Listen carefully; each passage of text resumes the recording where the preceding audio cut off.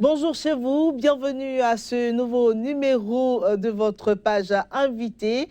Nous avons le plaisir de recevoir aujourd'hui une personne qui va nous parler d'une organisation à but humanitaire. Donc dans ce studio, nous parlerons santé, nous parlerons chirurgie également, donc au profit des populations africaines et surtout des populations vulnérables qui n'ont pas forcément les moyens de se faire payer donc ces chirurgies-là. C'est tout de suite avec le docteur Pierre Mpele. Docteur, bonjour. Bonjour. Docteur Pierre Mpele, vous êtes le directeur pays de Mercy Ship, directeur pays et également pour l'Afrique, directeur pour l'Afrique de Mercy Ship. Voilà.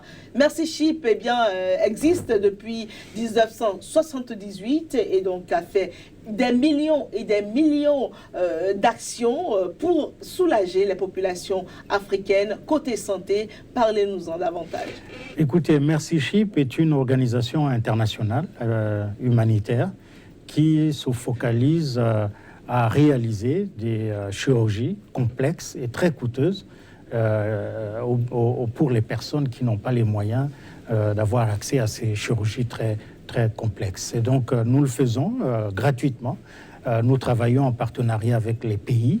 Et comme vous l'avez dit, Mercy Ship est créé en 1978 par M. Don Steven, un évangéliste américain, qui, lors d'une discussion avec Mère Teresa, est venue cette idée d'avoir un bateau, un navire hôpital qui va faire le tour du monde et apporter des soins de chirurgie les plus difficiles, les plus compliqués, pour les personnes qui n'ont pas les moyens. Voyez-vous, ce sont des chirurgies très coûteuses.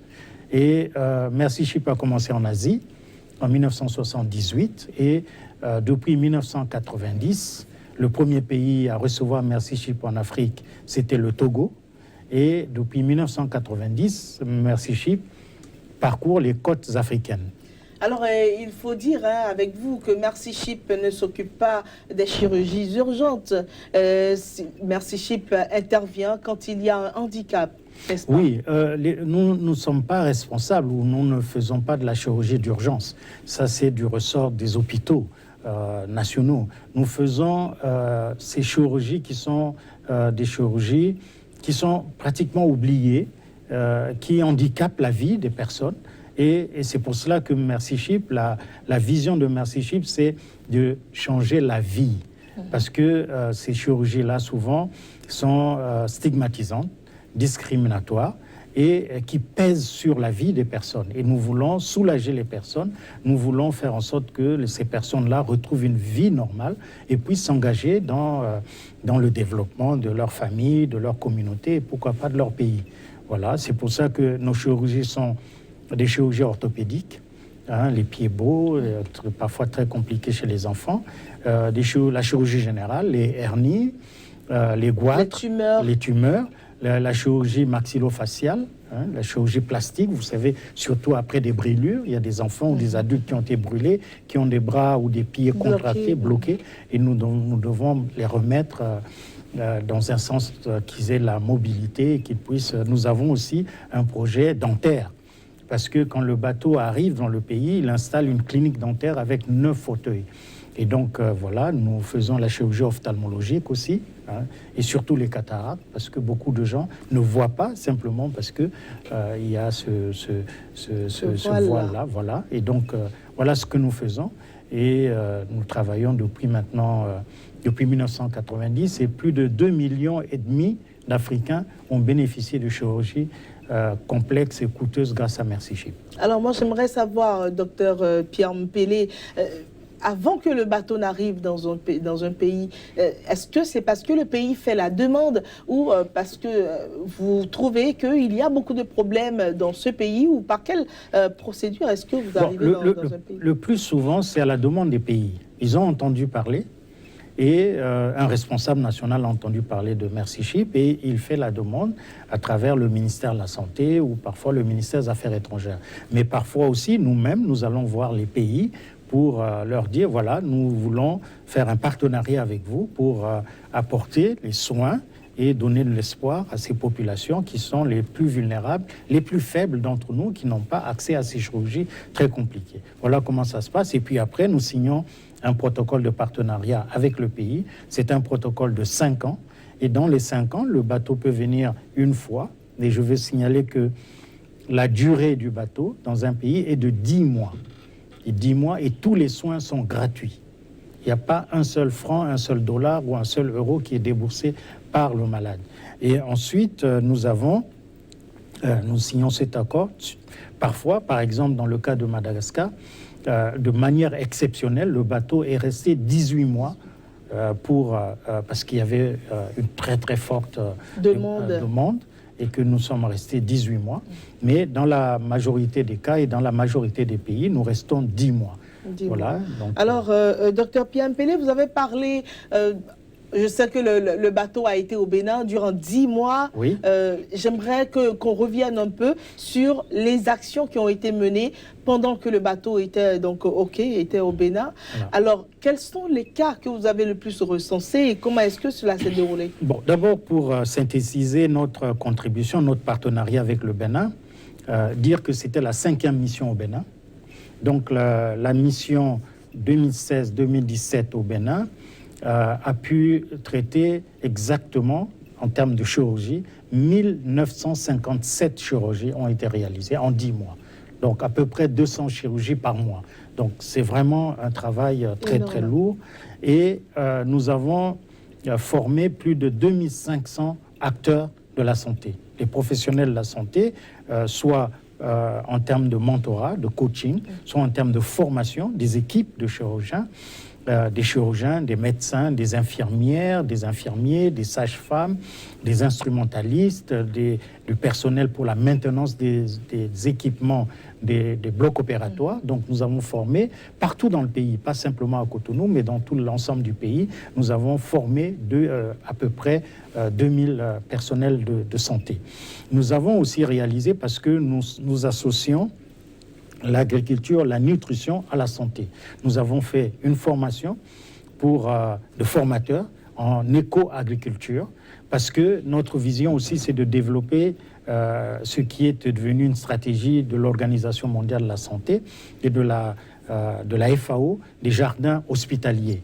Mettre à l'intérieur des hôpitaux, pas simplement des fleurs, mais avoir des jardins pour nourrir les malades, surtout les malades qui sont en chirurgie. Donc nous avons formé 36 jeunes en éco-agriculture et qui ont été formés pendant 5 semaines ici à Cotonou et donc qui sont maintenant des formateurs et qui diffusent cette nouvelle technique de développement agricole, l'éco-agriculture, à partir des fertilisants naturels. On n'utilise pas d'engrais. En fait, c'est vraiment l'agriculture bio. Bio.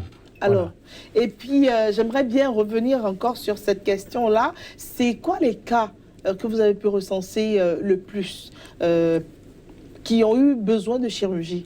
Alors, nous avons fait beaucoup de chirurgie maxillofaciale, les tumeurs au niveau du visage. Déformations.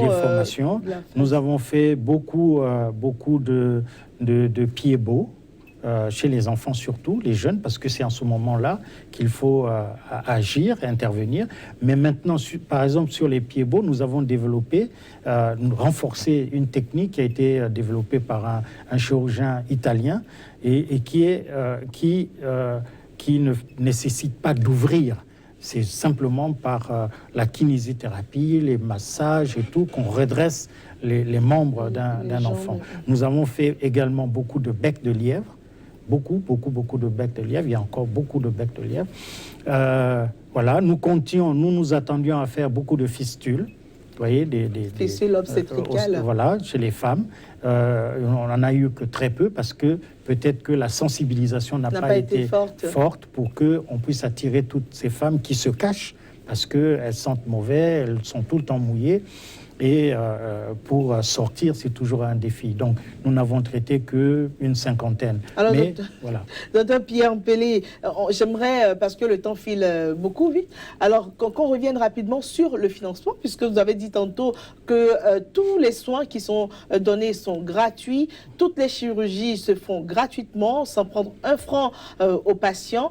Alors, c'est quoi votre source de financement? Mais ce sont des donateurs américains et européens. Nous avons le siège social de Mercy Ship est aux États-Unis, à Dallas, au Texas, et que nous avons 16 bureaux européens, et jusqu'en Australie, en Allemagne, en Angleterre, aux Pays-Bas, et qui mobilisent des donateurs. Et ce sont des milliers de donateurs qui contribuent pour $100, $50, jusqu'à, j'ai rencontré le dernier de donateurs qui a apporté $20 millions.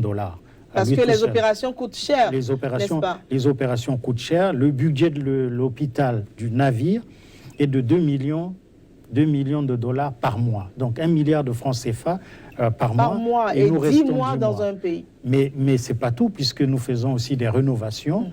Nous faisons la formation. Nous commençons le travail 12 à 15 mois avant d'arriver dans le pays. Nous recrutons 200 à 300 agents professionnels dans le pays qui vont renforcer l'équipe. Sur le bateau, il y a 450 personnes qui vivent, y compris le personnel de santé. Donc voilà, c'est vraiment un hôpital qui coûte excessivement cher, mais nous le faisons grâce aux donateurs européens et américains, et nous souhaitons qu'à partir... J'allais demander, voilà. C'est quoi la part de contribution des Africains eux-mêmes? Les Africains reçoivent. Et nous souhaitons maintenant que les Africains puissent aussi contribuer. Nous avons commencé cette démarche avec le Congo-Brazzaville, qui avait reçu le bateau en 2013 au port de Pointe-Noire. Nous sommes actuellement à Douala, et là aussi, avec le gouvernement camerounais, ils sont des partenaires. Donc, ils apportent une contribution. Et donc, c'est ce que nous souhaitons, pas simplement toujours recevoir, mais aussi apporter la contribution. Mais nous voulons aussi lancer bientôt une grande campagne en Afrique pour que chaque Africain, quels que soient ses moyens, puisse contribuer à cette œuvre-là, parce que ça change la vie des personnes. Des millions de personnes. D'Africains. Voilà. Docteur Pierre Mpélé, nous sommes pratiquement à la fin de cet entretien déjà. Le temps passe vite. Nous aurons sans doute l'occasion de vous retrouver. Juste pour dire, nous étions à Madagascar, nous sommes venus au Bénin, nous sommes actuellement à Douala, où tout se passe très bien avec le Cameroun. Nous allons partir...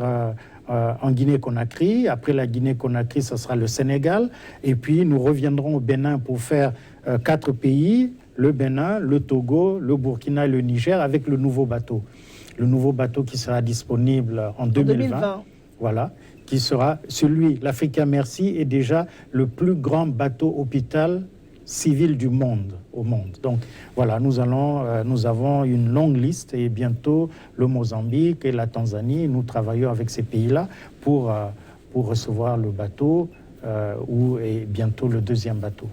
Merci beaucoup à vous, Dr Pierre Mpélé. Ça a été vraiment un grand plaisir. Vous avez compris, avec le Dr Pierre Mpélé, nous avons parlé de Mercy Ship, qui est au service des populations africaines, des populations les plus démunies également, qui arrivent quand même à faire dans les pays africains des milliers de chirurgies de façon gratuite aux populations. Et Mercy Ship qui souhaiterait que davantage d'Africains s'intéressent à la chose et manifestent leur bonne volonté pour aider à continuer cette noble mission. C'est la fin de votre page invitée, mesdames et messieurs. Prenez soin de vous. À la prochaine. Merci. Merci.